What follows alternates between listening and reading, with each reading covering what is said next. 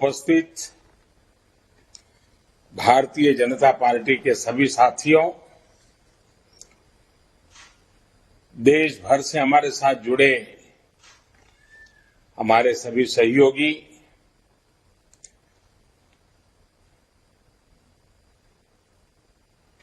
सबसे पहले तो मैं देश के कोने कोने में मातृभूमि की सेवा में लगे हुए, जन जन के कल्याण में खप रहे भाजपा के कोटि कोटि कार्यकर्ताओं का अभिनंदन करता हूं।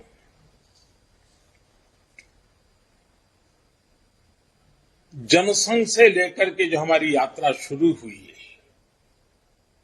और आज जो भारतीय जनता पार्टी के रूप में फली फूली, इस पार्टी के रूप को,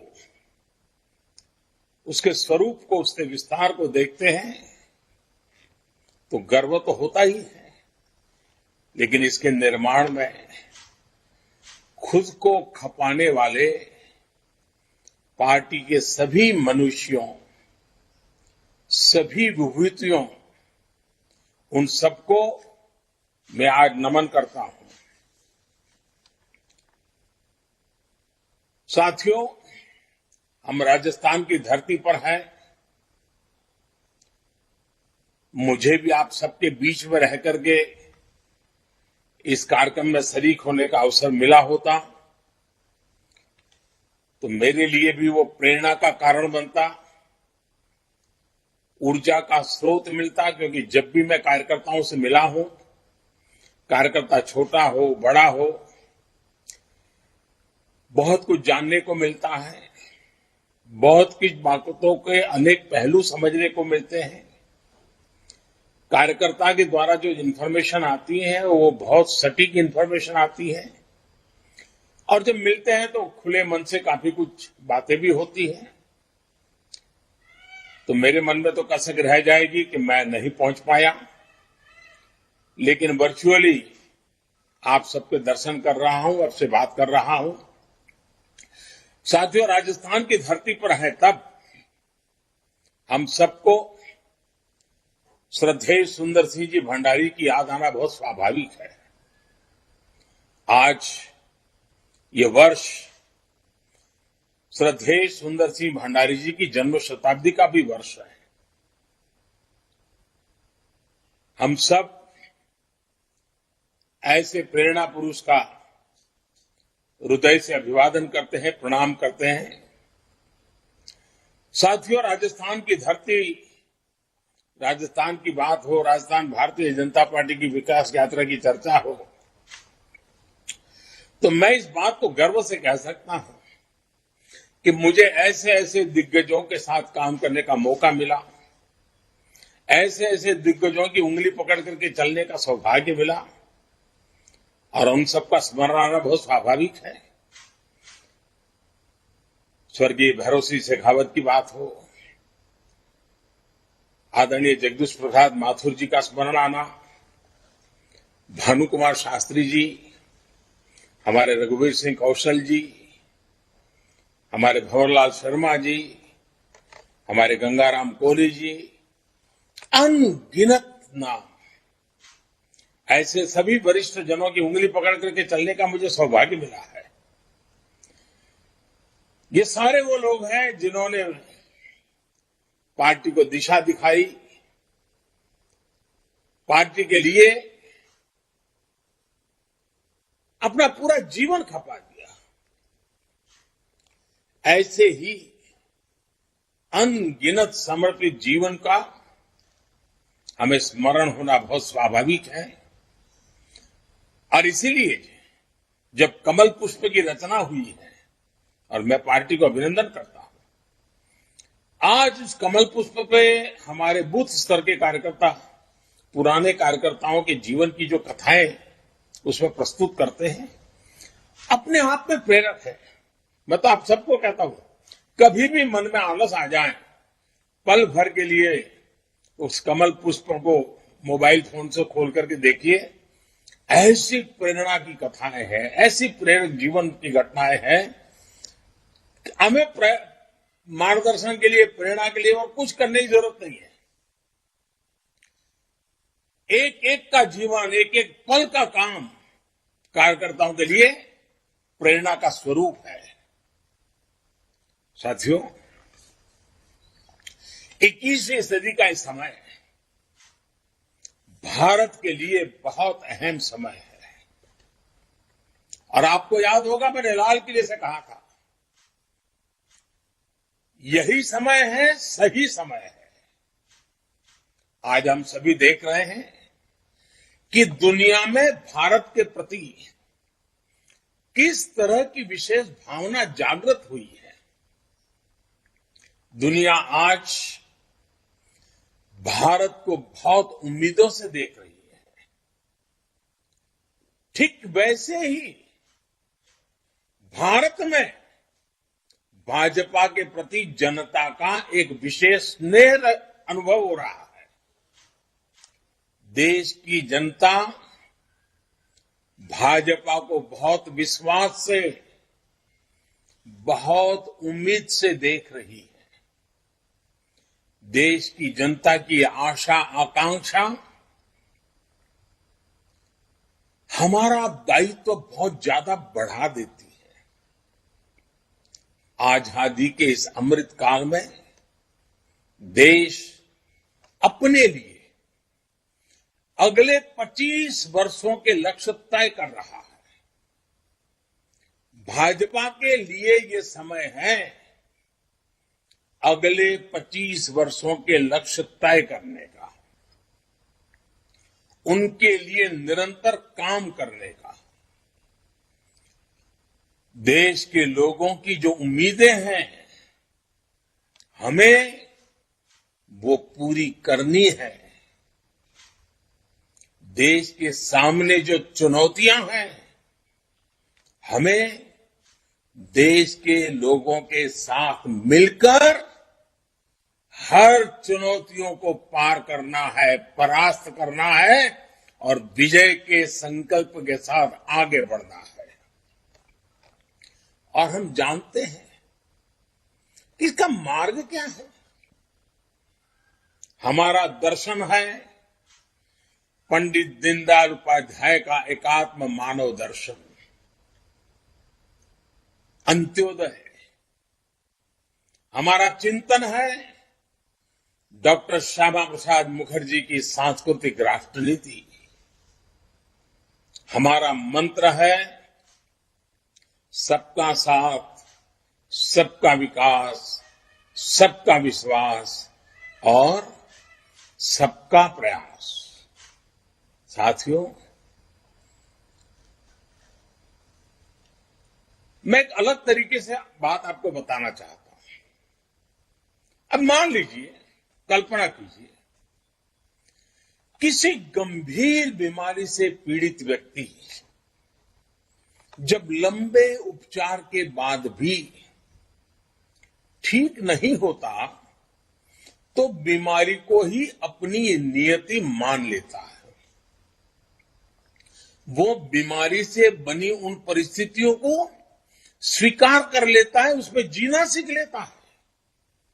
वो सोचता है कि किसी भी तरह चलो भाई दिन कट जाए।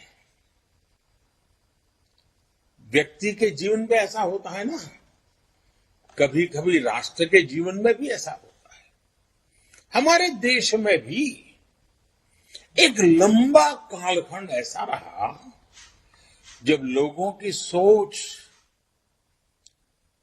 मजबूरन ऐसी हो गई थी कि बस और कोई सहारा नहीं है, अब तो इसी में गुजारा करना है। बस किसी तरह बस समय निकल जाए, जिंदगी गुजर जाए। ना सरकारों से उनको कोई अपेक्षा बची थी और नहीं सरकार भी उनके प्रति कोई अपनी जवाबदेही है वो समझने की स्थिति में थी।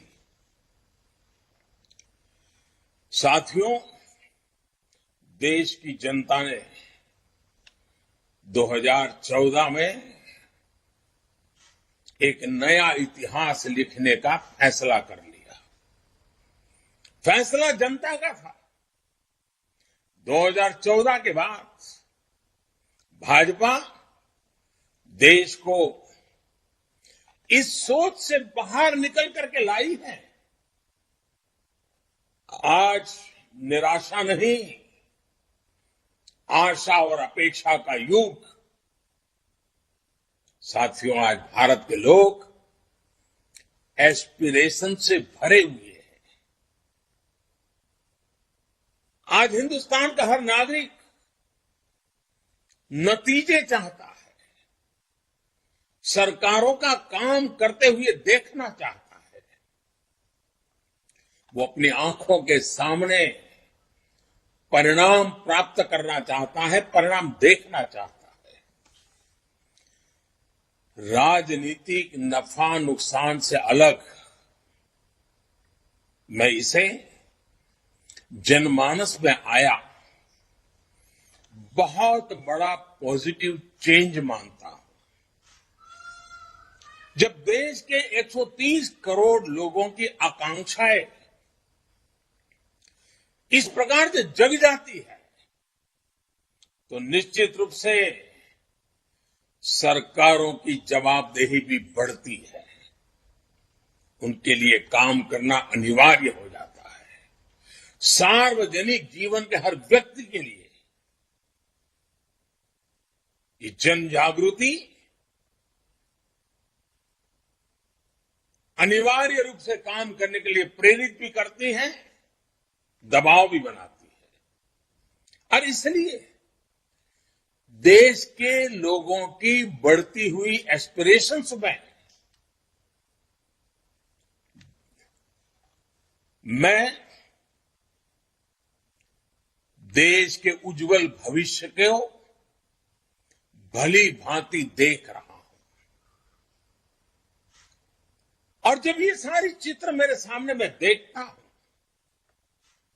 आत्मविश्वास से भरे हुए देश के युवाओं को देखता हूं, कुछ कर गुजरने के हौसले के साथ, भागीदारी के विश्वास के साथ आगे बढ़ती बहन बेटियों को देखता हूं, तो मेरा आत्मविश्वास भी कई गुना बढ़ जाता है। साथियों, जब अपेक्षाएं बढ़ती हैं, तो अपेक्षित परिणाम लाने के लिए परिश्रम की पराकाष्ठा करने का जज्बा भी बढ़ता है। यही जज्बा देश को आजादी के इस अमृत काल में नई ऊंचाई पर ले जाएगा। साथियों, आजादी के इस अमृत काल में देश जिन बड़े लक्ष्यों पर काम कर रहा है, तब हमें कुछ बातें और भी याद रखनी जरूरी है। भाजपा का कार्यकर्ता होने के नाते हमें चैन से बैठने का कोई हक नहीं है, कोई अधिकार नहीं है। यूं तो दुनिया कहेगी, और सच्चाई भी है, क्या देश के 18 राज्यों में भाजपा की सरकार है, 1300 से अधिक विधायक हो, 400 से अधिक सांसद हो, राज्यसभा में भी वर्षों के बाद कोई दल 100 के आंकड़ों को छूने जा रहा है, वो नसीब भी भाजपा को मिला है। यानी ये सारी सफलताओं को जब सामने देखते हैं, तो स्वाभाविक मन करेगा यार बहुत हो गया। लेकिन साथियों, हमें सत्ता भोग ही करना होता तो भारत जैसे विशाल देश में कोई भी सोच सकता है कि अरे भाई इतना सारा मिल गया, इतना सारा प्राप्त कर लिया, अरे अब तो बैठो आराम करो, चलो यार। जी नहीं, वो रास्ता हमारे लिए नहीं है, वो रास्ता हमें मंजूर नहीं है। और जिन्होंने हमारे देश के लिए, हमारी पार्टी के लिए जीवन खपाया है, उन्होंने हमें आराम करने की इजाजत नहीं दी है। और इसलिए आराम तो नहीं करना है। साथियों, इतना सब विजय पताका के फहर रही है तो भी आज भी हम अधीर हैं, आज भी हम बेचैन हैं, आज भी हम आतुर हैं, क्योंकि हमारा मूल लक्ष्य भारत को उस ऊंचाई पर पहुंचाना है जिसका सपना देश की आजादी के लिए मर मिटने वालों ने देखा था। जिन सपनों को लेकर के देश के वीर फांसी के फंदे को गले में लगा करके मातृभूमि के लिए आहूत हो गए थे। हमें अपने स्वतंत्रता सेनानियों का ऋण कभी चुका नहीं सकते दोस्तों, लेकिन दिन रात मेहनत कर सकते हैं, खुद को देश के लिए खपा सकते हैं। और मुझे खुशी है कि भाजपा का प्रत्येक कार्यकर्ता आज इन भावनाओं से प्रेरित होकर के नित्य नूतन प्राण शक्ति लेकर के अविरत न थके न झुके काम कर रहा है। जिस पार्टी के पास कर्तव्य पथ पर चलते हुए ऐसे कोटि कोटि कार्यकर्ता हो, तो कौन होगा जिसको गर्व नहीं होगा। मुझे आप सबके लिए गर्व है दोस्तों। साथियों, इस महीने केंद्र की भाजपा सरकार के, एनडीए सरकार के 8 वर्ष पूरे हो रहे हैं। ये 8 वर्ष संकल्प के रहे हैं, सिद्धियों के रहे हैं। ये 8 वर्ष सेवा, सुशासन और गरीब कल्याण को समर्पित रहे हैं। ये 8 वर्ष देश के छोटे किसानों, देश के श्रमिकों, देश के मध्यम वर्ग की अपेक्षाओं को पूरा करने वाले रहे हैं। ये 8 वर्ष देश के संतुलित विकास, सामाजिक न्याय और सामाजिक सुरक्षा के लिए भी रहे हैं। और ये 8 वर्ष देश की माताओं, बहनों, बेटियों के सशक्तिकरण, उनकी गरिमा बढ़ाने के प्रयासों के नाम रहे हैं। साथियों, सरकार पर, सरकार की व्यवस्थाओं पर, सरकार के डिलीवरी मैकेनिज्म पर किसी समय देश का जो भरोसा उठ गया था, 2014 के बाद जनता जनार्दन के आशीर्वाद से भाजपा सरकार उसे वापस लेकर आई